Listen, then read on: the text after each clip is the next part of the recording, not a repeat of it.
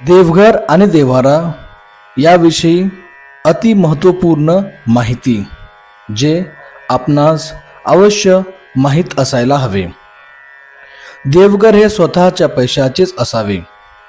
देवघर हे लाकडी असावे। देवघराला कमीत कमी 3, 4 किंवा 5 पायऱ्या असाव्यात। देवघराला कळस नसावा। देव्हारा ईशान्य दिशेत पूर्व मध्य उत्तर मध्य या ठिकाणी ठेवलेला चालतो। देवघर आणि देव किचन ओट्याखाली कोपऱ्यात कोनाड्यात भिंतीत टांगलेले असे नसावे। देवघराला देवांना जागा नसेल तर खाली स्टँड फिट करा आणि त्यावर देव्हारा ठेवावा। देवघरावर कोणतीच वस्तू ठेवू नये। ठेवली तर आपल्यावर कर्जाचा डोंगर निर्माण होतो। फक्त एक पिरॅमिड चालतो।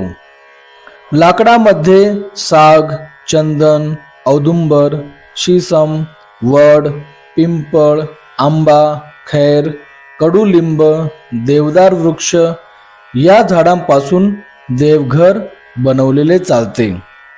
देवघर देव्हारा व्यवस्थित केल्यानंतर आपल्या 50% समस्या सुटतात। वेगळे झाल्यावर लगेच आपण आपला देव्हारा नीट करावा। देव बनवून घ्यावे।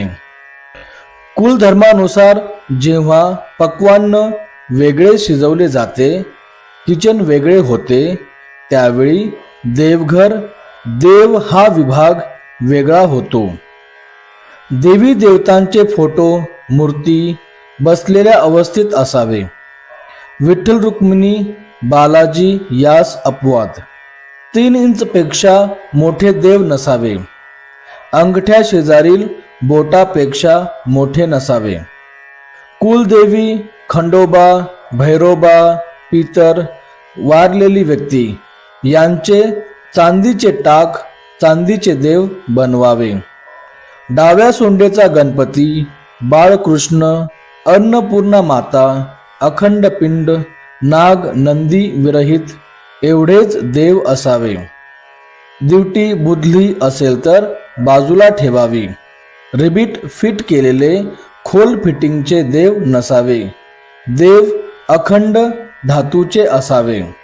देवघराची रचना ही लांबी गुणिले रुंदी भागिले 8 बरोबर 1 बाकी उरली पाहिजे।